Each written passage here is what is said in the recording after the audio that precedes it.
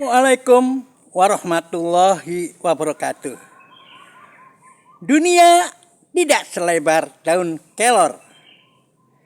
Artinya, daun kelor ini dianggap sangat kecil dan dunia itu tidak selebar atau sekecil daun kelor. Ini daun kelor, saudara. Ini daun kelor yang sekarang disebut sebagai the miracle tree, pohon ajaib. Ajaibnya kenapa ya? Kalau dulu kelor itu kan untuk menangkal ya, untuk menangkal magic terutama pada makanan yang disajikan untuk pengantin. Kalau di tempat saya namanya adep-adep. Adep-adep itu ditutupi dengan daun kelor. Why?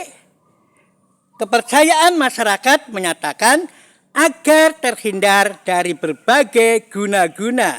Nah, guna-guna itu ditaburkan melalui berbagai ion logam yang kemudian diikat, dan guna-guna yang meracun itu adalah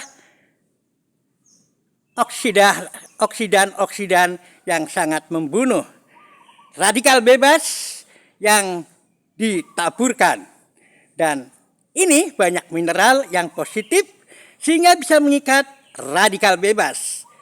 Sehingga secara ilmiah, radikal bebas yang ditaburkan melalui tiupan-tiupan orang-orang pengguna-guna itu adalah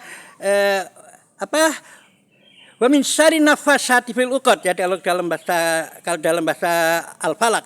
Wa min syarri nafasati fil uqad, dari kejahatan orang-orang yang ketika meniup-niupkan magiciannya. Nah, itu ukot ya. Ini ada dari situ. Nah, radikal bebas itu diikat oleh ini sehingga tidak meracuni pengantinnya. Itulah kepercayaan dulu yang kita pikir dengan ilmiah. So that is not myth. That is not myth, but it's a real scientific. Ya, bagaimana sih memanfaatkan ini selain untuk menutupi adep-adep? Kita kali ini dalam kuliner. Cerdas kuliner untuk cegah jantung koroner, kita buat mie daun kelor. Ya, kita akan ambil daun kelornya, kemudian kita masak dengan mie ini daun muda instan. beneran ya. Kalau itu daun muda konotasi, kalau ini daun muda beneran, daun muda dari daun kelor yang akan kita masak. Saudara, saya baru kali ini akan masak kelor, tapi saya sudah mendapatkan referensi dari para ibu yang sudah masak. Ya. Nah, jadi saya coba dulu cari yang muda, cari yang daun mudanya, ya kan? Emang kalau mau daun muda kan menggairahkan. Enggak. Ini daun muda, daun kelor, saudara. Bukan daun muda ani-ani. Sekarang nyebutnya ani-ani. Saudara, sebelum kita petikin satu-satu, kita cuci dulu. Jadi mencucinya itu sebelum dipetikin, sehingga zat-zatnya bisa terjaga ya saudara ya. Oke, inilah bahannya. Mie daun kelor yang sudah siap. Ini adalah mie instannya. Ini adalah daun kelornya yang sudah dirontokin, dan ini adalah bumbu dari mie instan itu. Ya, untuk membuat mie, bumbunya dipisahkan dulu dan kemudian kita cairkan dulu ya, agar nanti bercampur dengan baik. Kalau tidak, ada yang tidak merata. Jadi ini nanti kita cairin dulu. Kita rebus dulu. Nampaknya sudah mendidih, dan kita ambil sedikit airnya untuk mengencerkan bumbunya. Ambil sedikit, kita encerkan bumbunya saudara, agar nanti kalau dituang mie akan merata ya. Kalau enggak nanti bisa enggak merata ya. Ini jadi cairan itu ya. Nah, kita masukkan mie nya. Ternyata sudah. Kita masukkan mie nya.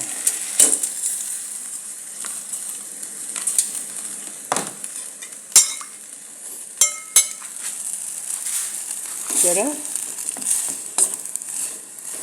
Tunggu sampai mie-nya masak. Nah, ciri dari mie yang masak itu ternyata sudah mekar dan sudah melurus ya, tidak keriting lagi. Kita lihat beberapa menit lagi. Bagaimana daun kelor, kandungannya apa? Anda bisa lihat di konten kami.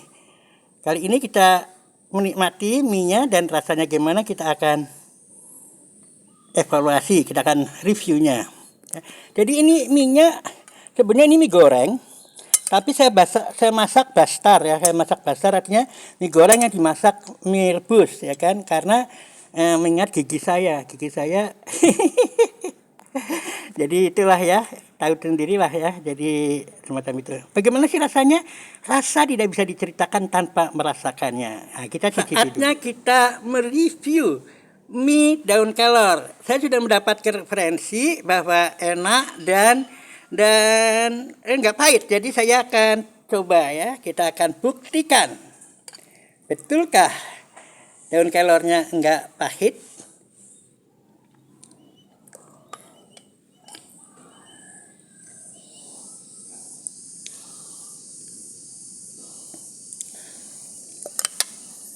Wah, bener, maknyos, enak. Jadi ini mie yang kaya ya, mie dengan miracle tree ya, karena daun kelor dikenal sebagai pohon ajaib yang kandungannya luar biasa. Jadi ini sangat kaya gizi dan sangat baik untuk kesehatan kita, terutama adalah kardiovaskular. Makanya kita pilih dalam tema cerdas kuliner, cegah jantung koroner. Ini dia mie bastar dengan daun kelor. Kita nikmati sampai habis.